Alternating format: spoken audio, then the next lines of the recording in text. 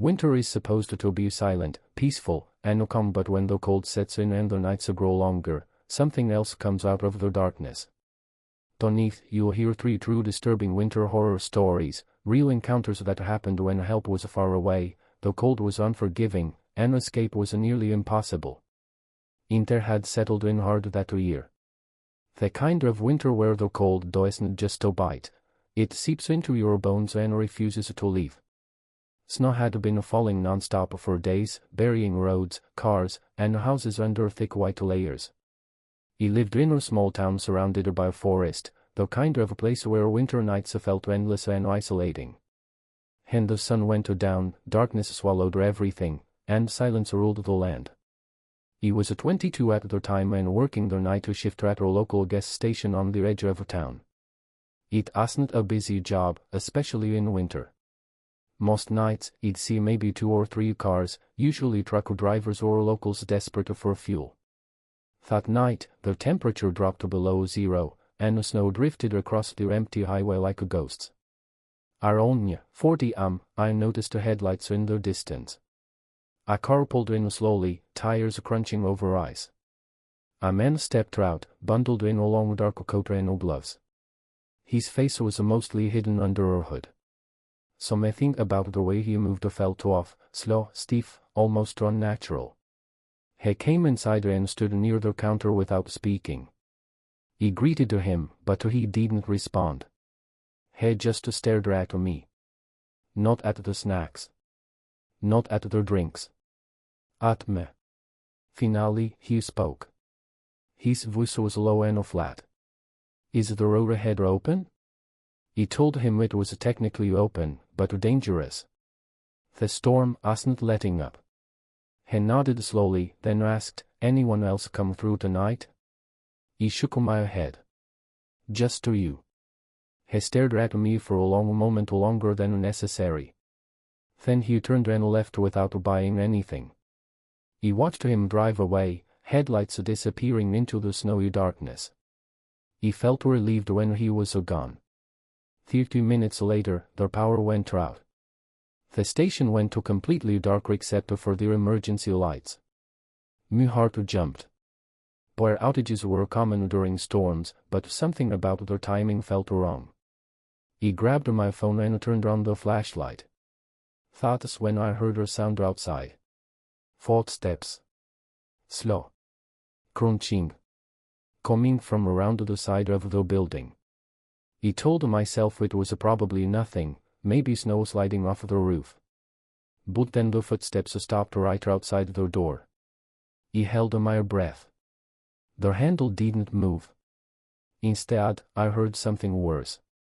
Scratching. Long, slow scratches against the glass door. My chest tightened. I backed away from the counter, heart pounding. The scratching stopped. Silence followed. Then, a shadow passed in front of the door window. He called the police with shaking hands.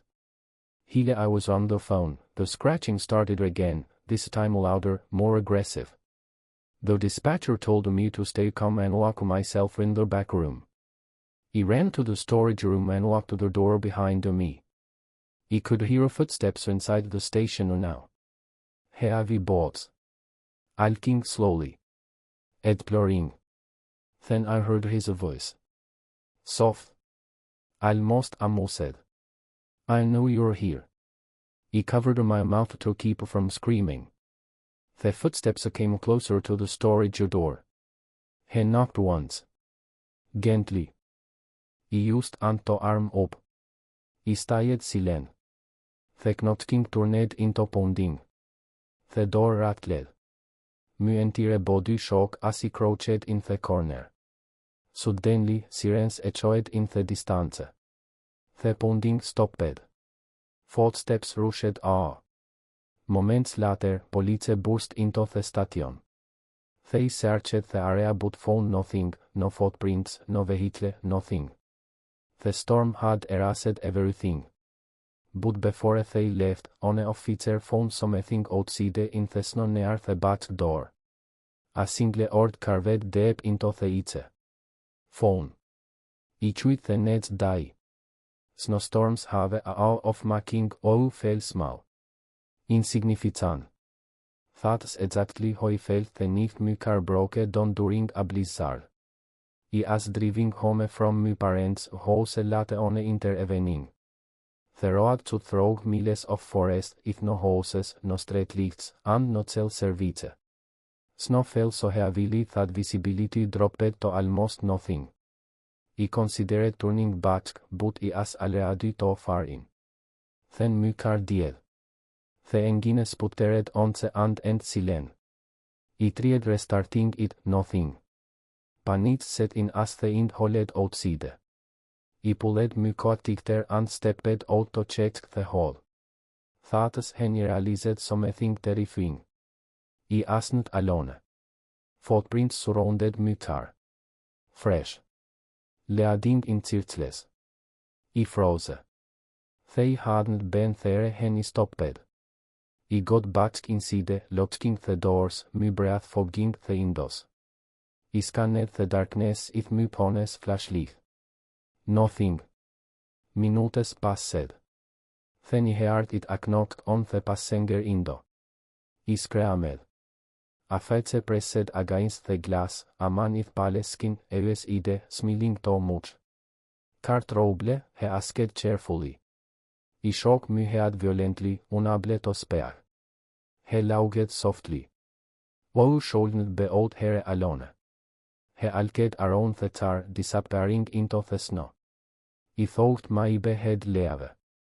Instead, he knocked again, this time on my door. I refused to open it, his smile faded. It's an eye, he sighed. He walked into the forest. Hours passed. The cold crept in. My fingers went numb. Just when I thought I'd freeze to death, headlights appeared in the distance. A snowplow. The man never came back. When the driver helped me, I asked if he'd seen anyone else. He shook his head. But when my car was towed the next day, they found something carved into the ice beneath it almost. Cabins in inter are supposed to be peaceful. Cozy. But isolation changes everything. I rented a cabin deep in the mountains for a solo inter-retreat.